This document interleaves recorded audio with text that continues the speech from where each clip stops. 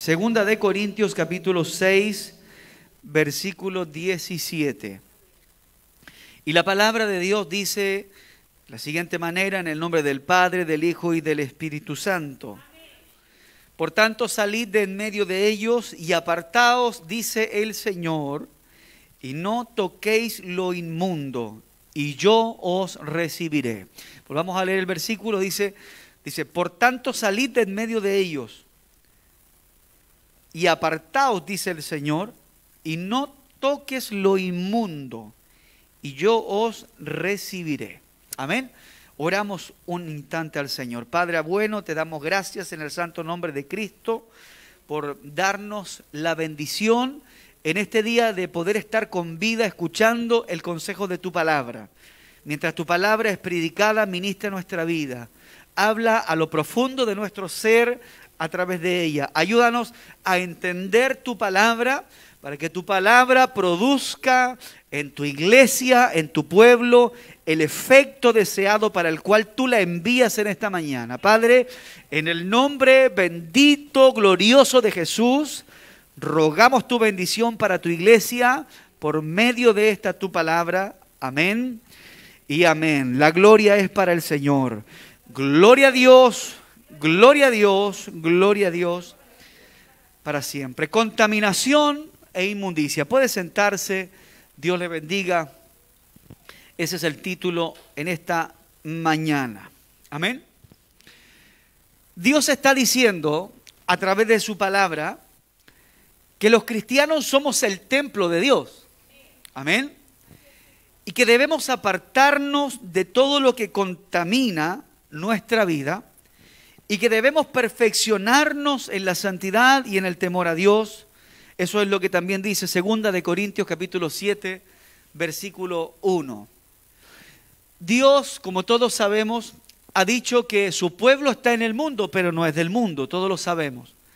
Y Dios nos manda, aunque nosotros estamos en el mundo, Dios nos manda a vivir una vida apartada, una vida diferente a la vida que muchos que están en el mundo viven.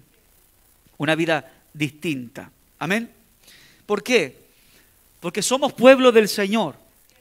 La Biblia dice que somos linaje escogido, real sacerdocio, somos una nación santa, un pueblo adquirido por Dios, dice su palabra. Que desde el día que Jesús entró en su corazón, que desde el día que la palabra halló cabida en tu vida, usted pasó a ser propiedad de Dios, usted pasó a ser un real sacerdocio, un pueblo escogido, una nación santa. Y por lo tanto el Señor demanda de su pueblo que vivan una vida apartada en la tierra. Bendito es el nombre del Señor. Por esa razón Santiago también nos enseña y dice en el capítulo 1, verso 21 de Santiago: por lo cual desechando, dice, toda inmundicia y abundancia de malicia, recibid con mansedumbre la palabra implantada, la cual puede salvar vuestras almas. Santiago 1:21 dice: iglesia, desechen todo lo que es de maldad. Iglesia, desechen todo lo que es inmundicia para sus vidas y guarden la palabra, porque la palabra puede traer salvación a sus almas. Bendito es el nombre del Señor.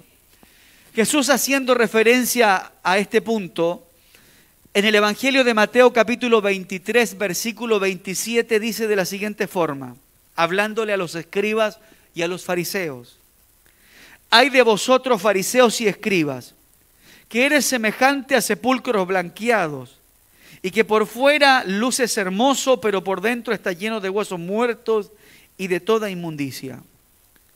En este pasaje, Jesús acusa a los fariseos y escribas no porque eran escribas y no porque eran fariseos, sino porque los fariseos y escribas eran hipócritas. Lo que Jesús le incomodó de ellos era la hipocresía que ellos tenían. Amén. Los acusa Cristo de ser hipócritas. Y cuando hablamos de la definición hipócrita, nos referimos a una persona que finge una virtud, un sentimiento o una cualidad que no posee. Esa es una persona hipócrita. que dice, cierto, tener una cualidad cuando realmente no posee esa cualidad. Y eso era lo que pasaba con los escribas y con los fariseos. Decían que tenían algo, pero no tenían eso que ellos decían tener. ¿Me está siguiendo?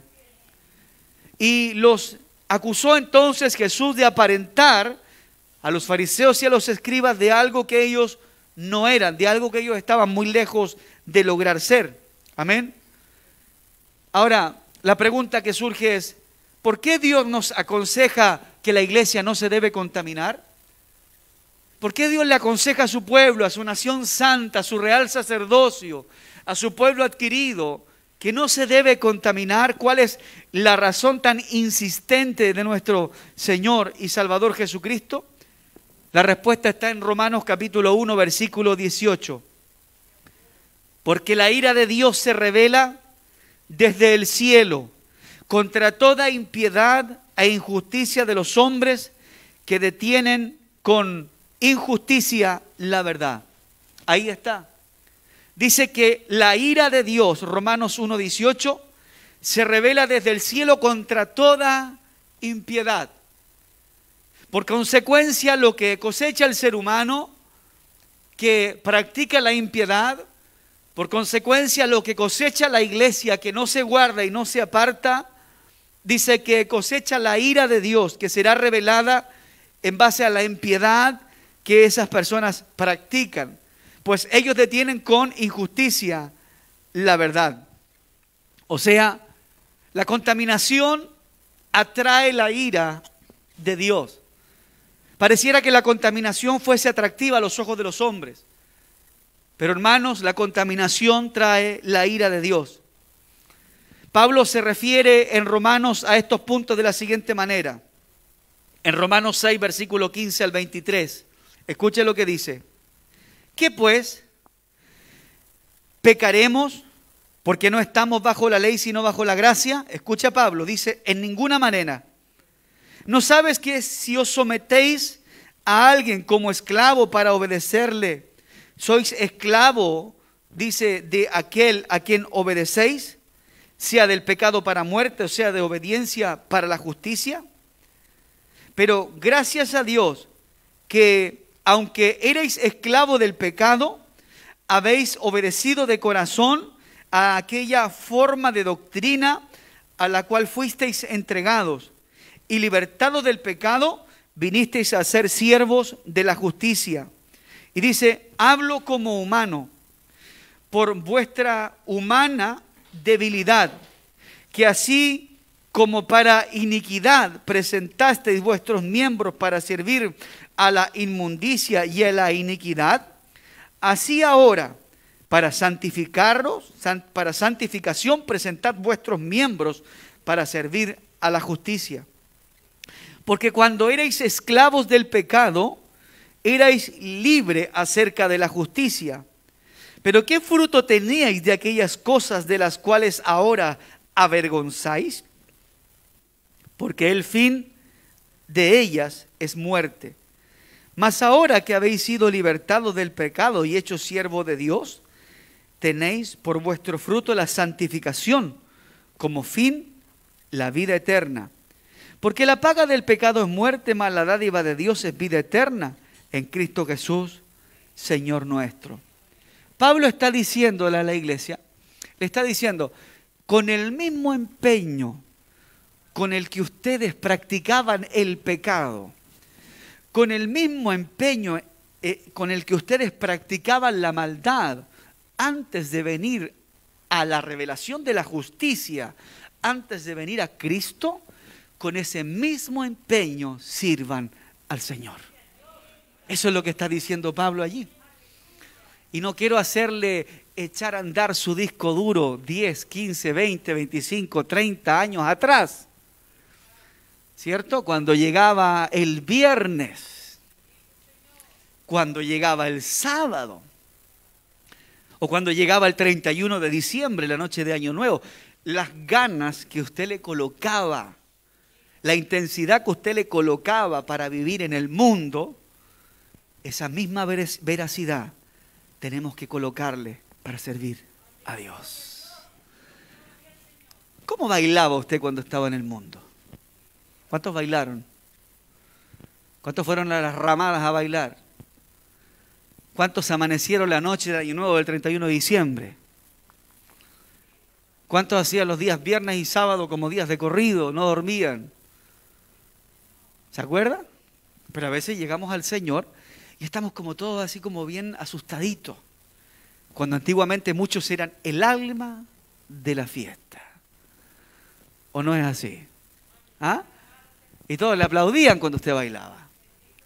Entonces Pablo está diciendo allí que con la misma fuerza con la que usted practicaba la injusticia, hoy día practique la obediencia y la justicia.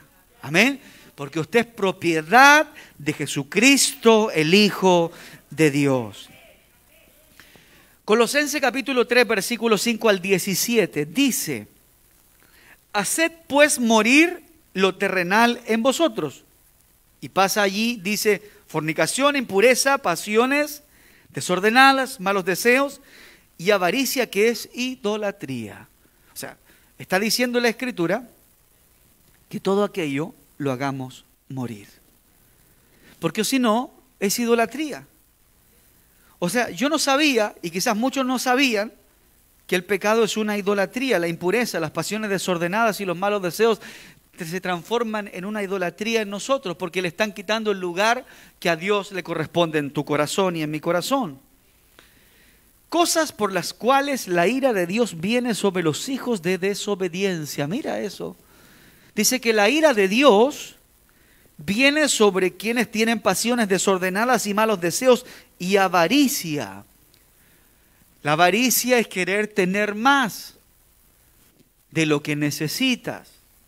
Es querer agotar todo tu tiempo, tus fuerzas y tus energías en algo que no es necesario, porque ya tienes lo que necesitas.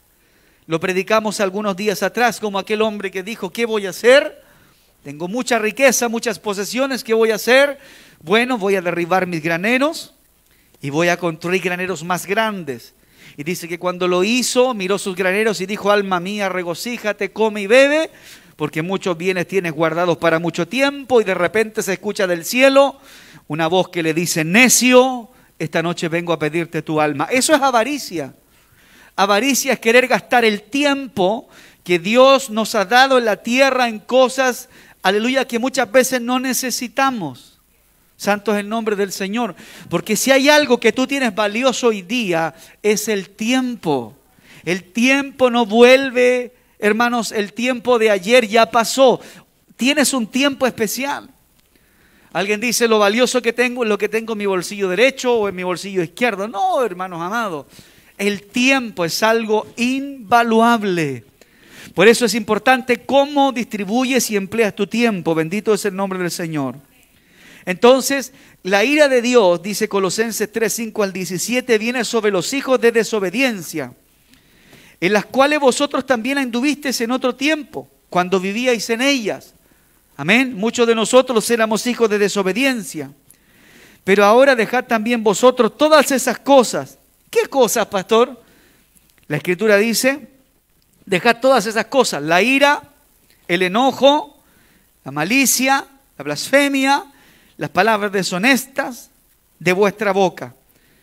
No mintáis los unos a los otros, habiéndonos despojados del viejo hombre con sus hechos, y revestidos del nuevo, el cual conforme a la imagen del que lo creó, se va renovando hasta el conocimiento pleno, donde no hay griego ni judío, circuncisión ni incircuncisión, bárbaro ni escita, siervo ni libre, sino que Cristo es el todo y en todo, dice Colosenses 3, 5 al 17. Vestidos pues como escogidos de Dios, santos y amados, de entrañable misericordia, de benignidad, de humildad, de mansedumbre y de paciencia. Mira qué lindo lo que dice la palabra del Señor, que nos vistamos de mansedumbre, nos vistamos de humildad, nos vistamos de misericordia. La iglesia de Cristo tiene que ser humilde. La iglesia de Cristo tiene que ser una iglesia de misericordia, que se conmueva del dolor de otros, que sufra cuando vea a otros sufrir. Bendito es el nombre del Señor. Alabado es el nombre del Señor. Soportándonos unos a otros y perdonándonos unos a otros. Y si alguno tuviese una queja contra otro, de la manera que Cristo les perdonó, así también hacedlo vosotros. Perdonen a los que les hayan fallado. Y sobre todas estas cosas vístanse de amor, que es el vínculo perfecto. Y la paz de Dios gobierna en vuestros corazones. Y dice, a la que asimismo fuisteis llamados en un solo cuerpo, y sean siempre agradecidos. La palabra de Cristo more en abundancia en vosotros, enseñando y exhortándonos unos a otros en toda sabiduría. Escucha lo que dice. Cantando con gracia en vuestros corazones al Señor, con salmos, himnos y cánticos espirituales. Y todo lo que hagan, sea de palabra o sea de hecho, háganlo todo en el nombre del Señor Jesús, dando gracias a Dios Padre por medio de Él. Ese es el consejo que Dios le da a su iglesia. Que la iglesia viva en paz, viva en amor, viva en humildad, viva en misericordia, para que podamos ser la iglesia que Cristo quiere que nosotros seamos y usted sea aquí en la tierra. ¿Me está escuchando? Y voy cerrando con las palabras que David dijo. Dice David en el Salmo 139, verso 23 al 24. Examíname, oh Dios, y sondea mi corazón. Ponme a prueba y sondea mis pensamientos. Y fíjate si voy por mal camino y guíame por el camino eterno. Palabras sabias. Nosotros deberíamos en nuestras oraciones pedirle a Dios cosas como estas. Señor, examina mi corazón y ponme a prueba y escudriña lo más profundo de mis pensamientos. Y fíjate si yo voy por un mal camino y guíame. O sea, Señor, si hay algún mal pensamiento en mi mente y en mi corazón, corrígelo. Señor, si por alguna razón, motivo o circunstancia, mi vida está tomando un rumbo diferente al que tú quieres darle, Señor, hazme caminar por tus caminos correctos. Porque nosotros podemos fallar, podemos tomar un rumbo y un destino distinto. Pero cuando en tu corazón está la humildad para pedir que el Señor sea el que guíe tus pasos y tu corazón, el Señor te guiará siempre, hermano amado. La Escritura dice, háganlo todo, sin quejas ni contiendas, para que sean intachables y puros, hijos de Dios, sin culpa en medio de una generación torcida y depravada. En ella, ustedes brillan como estrellas en el firmamento, dice, manteniendo en alto la palabra de la vida. Es el consejo de Dios a su iglesia, que nos guardemos de toda inmundicia y de todo lo que pueda, aleluya, entorpecer su comunión con el Creador. Bendito es el nombre del Señor. Y como dijo Mateo 5, verso 48, Dios le habla a su iglesia. ¿Cuántos son iglesia del Señor? El Señor dice a su iglesia, sean perfectos. Así como el Padre que está en los cielos es perfecto, ustedes y nosotros seamos perfectos. Y aún me gusta lo que Dios le dice a los jóvenes. ¿Con qué limpiará el joven su camino? Con guardar su palabra. Hermanos, somos iglesia de Dios. Usted es especial. Usted fue comprado a un precio muy alto. Jesucristo dio su vida en la cruz por usted. Derramó su propia sangre para el perdón de sus pecados y para que usted tuviese esperanza. Debe sentirse especial. Usted es la niña de sus ojos. Bendito es el nombre del Señor. Usted es el pueblo del Señor. Y aunque el mundo quiera hacernos creer que usted es un número más bajo este cielo, no. Usted no es una cifra, usted no es un número más, usted es pueblo de Dios, usted es un hijo de Dios, usted es una hija de Dios que ha nacido en la tierra bajo un plan y un propósito, y usted todos los días debe caminar en el plan que Cristo tiene para su vida.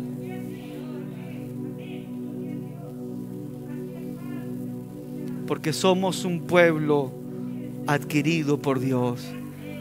Como pueblo debemos guardarnos de toda contaminación y de toda inmundicia. Cuando el mundo te haga y te quiera hacer ver que el pecado es bueno, usted sabe que el pecado no es bueno, que el pecado es malo y trae muerte. Cuando el mundo te quiera hacer creer que ciertas cosas que ellos hacen es bueno, si esas cosas que ellos hacen no tienen un respaldo bíblico, usted sabe que eso es malo, trae muerte y trae separación de Dios. Somos iglesia de Dios. Vivamos como iglesia del Señor. Póngase de pie en esta mañana. Padre, te agradecemos hoy en el nombre de Jesús por el consejo que nos entregas a través de tu palabra. Oro, Dios mío, para que esta palabra pueda provocar aquello tan especial en la vida de tus hijos, en la vida de las personas y principalmente en la vida de tu iglesia. Que produzca esta palabra el efecto deseado para el cual tú la envías en esta mañana. Somos tu pueblo, somos tu iglesia, somos tus hijos, somos aquellos a quien tú amas tanto, Señor, que tu propia vida la entregaste para que tuviésemos esperanza. Señor, bendice por esta palabra los corazones de tu iglesia. Y si alguien se ha alejado de ti, acércale a ti, mi Dios, por esta palabra. En el nombre de Jesús.